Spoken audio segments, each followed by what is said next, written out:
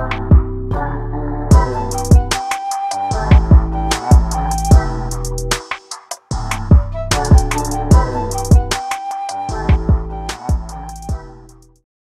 everybody, and thank you for tuning in to Nizzy's Sports Chat. I am your host Nizzy, and in this video you guys, we're going to be giving you a little preview of the playoff matchup coming up between our Oilers and the Winnipeg Jets here.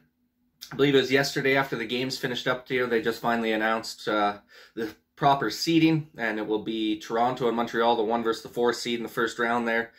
And then our Oilers and the Jets, man. Oilers versus Jets in the first round. So in the season series, the Oilers ended up winning the season series against the Jets by 7 games to 2. The Oilers also had a 6-game win streak to close out the season against the Jets. So we've just been dominating these boys for the last month and a half, 2 months here. Obviously, you're playing like 2-game or 3-game sets all season. That's kind of the way that the NHL has been rolling it in the North Division. But nonetheless, 6-game win streak against the Jets, taking it into the playoffs. They better watch out, man. Them Jets better watch out because it could be a quick 4-0 against the Oilers here, man. I think we're ready to roll this year. I don't think it's going to be no flub up like when we played Chicago last year after that 4-month hiatus. I expect us to come out full throttle, man, and just put the fucking pedal to the metal against these guys. Should be an exciting series. Jets are still a good team. We've been dominating them this year, but they still are a good team. You can't put them off to the wayside and just think it's going to be an easy dub every night. But if we play our game, we play our style, play that hard-nosed defense we've been playing, Connor McDavid and Draisaitl will keep doing their thing, get a little supporting help for them, and I think we'll be able to handle this one pretty easy against the Jets here. I could see us taking this series maybe like 4-1 or 4-2. Jets have really been struggling against us lately, so that's a benefit for us, obviously, but things can change real quick once playoffs start, right? So guys got to be on their game, got to be prepared and ready to roll. Should be pretty exciting matchup. They'll have Connor Hellebuck starting most of their games. I'm sure he started 44 games for the Jets this year. Might have 1 left. I'm not sure if I think the Jets may have 1 game left. I know the Oilers still play Montreal today, a little matinee game, and then we got Vancouver on the weekend. So Mike Smith's going to get 1 more start here most likely. Hellebuck, though, through 44 games, 23 wins, 17 losses, and 3 OT losses. So pretty nice stats for the guy. 2.60 goals against average with 915 save percentage. So he's not a bad goalie at all. We're definitely going to have to be putting the shots on net to make his life hard every single game when we're playing against him. Don't want to give him any easy nights out there. So especially with Connor and Dry out there, man, we just got to fire shots at the net. Keep getting shots at the net. I really like how our defense is getting the puck on net this year. We're not just taking blind fire stupid shots and firing it into shin pads, not nearly as much as we used to.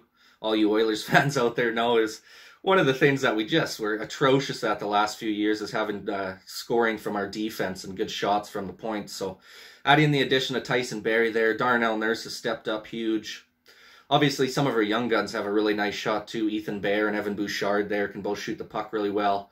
I like really how Bouchard will kind of drag it across the top of the blue line there and just wait for that open seam to fire on through. He doesn't panic fire and just shoot into shin pads or fire wide of the net. He's very strategic on how he wants to place his shot, which I really like about the kid.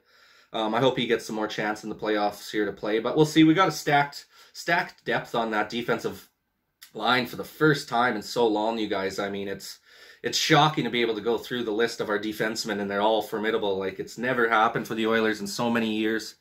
It's a wonderful thing to see, and I think we're going to need that defense. We're going to have to ride that defense all the way to the championship if we want to get it this year.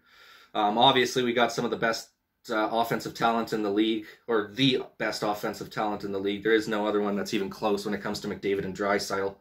But at the end of the day, you know, you're still going to have to stop pucks from going in your own net.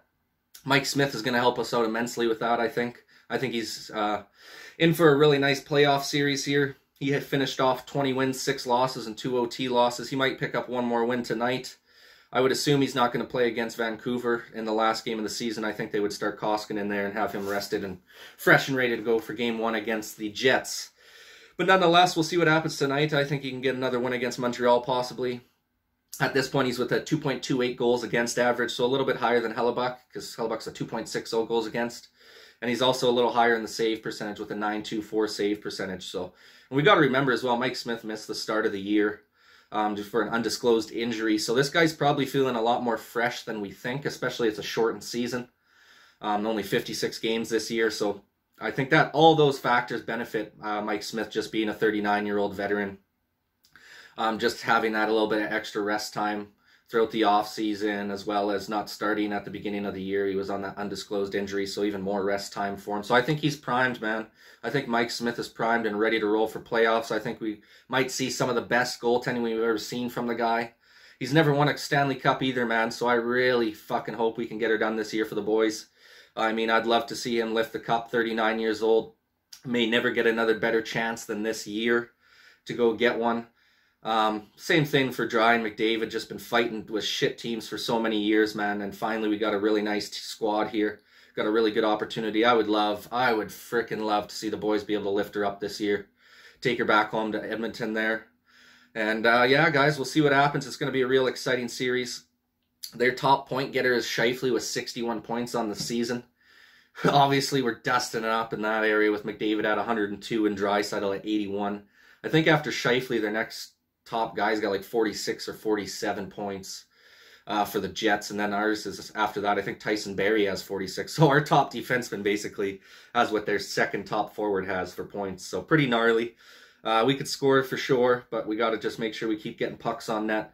Not get too cute with shit, you know what I mean? We can't be sitting there, pass, oh, nice shot. Now we want to get a better shot, so we pass it up again. Sometimes those little flub pucks or side angle shots or shit like that end up going in, you know, or you get a little bounce off the goalie's pads and it's right out in front for the rebound. Guy slams her in the slot, whatever it may be. So I think that's the key. They're going to be the key to victory, is just getting lots of shots on net, playing hard-nosed defense, and trying to keep that puck in their end, man, and just keep rocking that cycle down in the corner and keep firing off shots on their net and get the puck back to the point to our D-men who could shoot really well. I mean, Tyson Barrie is primed up for a good playoff run here. I'm excited for the guy.